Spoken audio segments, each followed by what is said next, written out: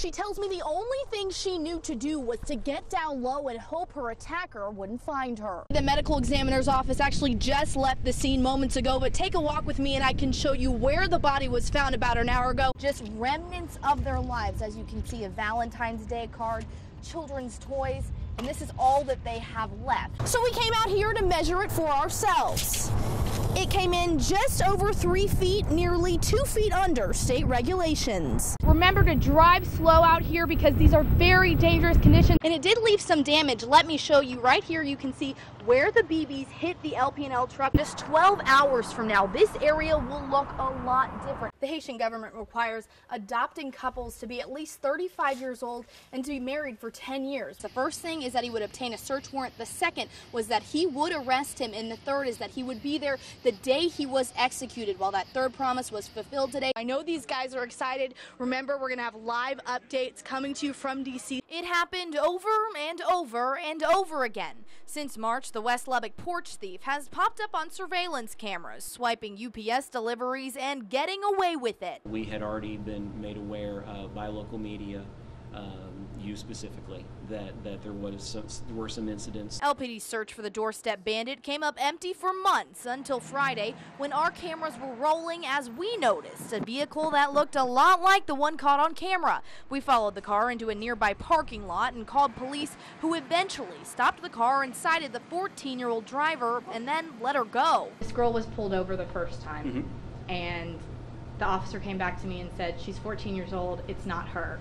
How did that happen? Things are different when you're on patrol and things are happening fast. We as a department may have missed something.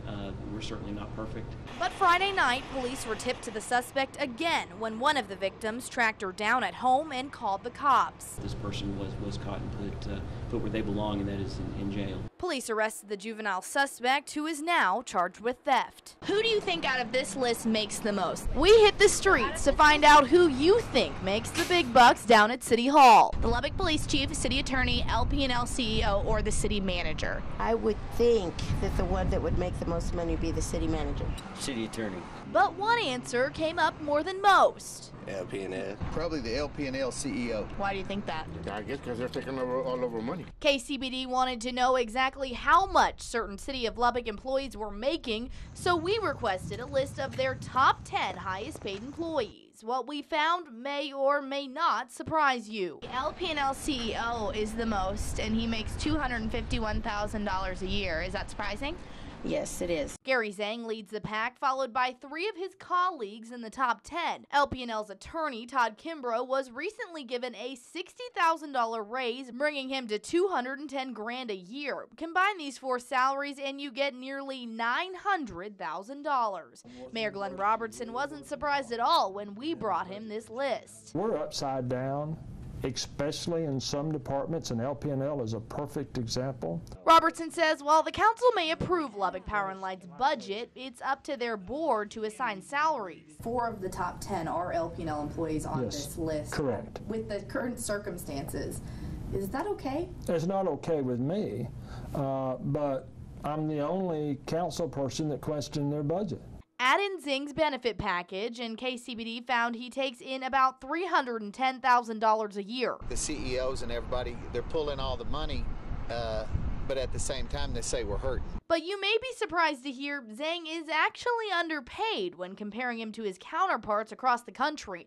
A recent study done by the American Public Power Association reveals the mean salary for a similar-sized public power company CEO is about $320,000 a year. But Robertson says given the public's current opinion of LP&L, he still believes Zing's compensation is excessive. When you've got inflated salaries like we've got over there right now, you have to pay for them some way. Also on the list, City Attorney Sam Medina raking in $210,000, City Manager James Loomis at $205,000, and Municipal Judge Robert Doty, who recently received a nearly 50% raise, bringing him to $159,000 a year. Stuff like that can only happen with tax dollars, because if you're running your business, you're never going to give anybody a 50% raise.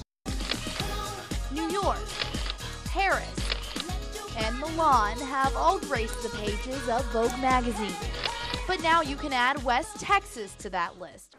Vogue's September issue features a 12-page spread shot at the Iron House, a unique Ransom Canyon residence. It took Texas Tech architecture professor Robert Bruno more than 30 years to finish this house, and Vogue actually chose his metal masterpiece over the Bordeaux house in France. In late June, Vogue crews overtook Joy Fulton's home and made it their base camp for the shoot just down the road. They completely revamped my house.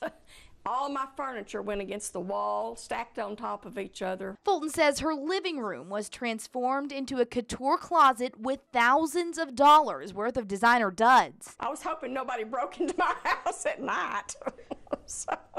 Because, I mean, we had some expensive clothes. 3 international models were brought in for the shoot. One of them was Toni Garn, who just happens to be Leonardo DiCaprio's girlfriend. This is her right here. When Fulton saw the shot of Leo sporting the double T, she says she instantly knew Toni must have taken a bit of West Texas back for her boy. I thought, oh, gosh. I couldn't believe it.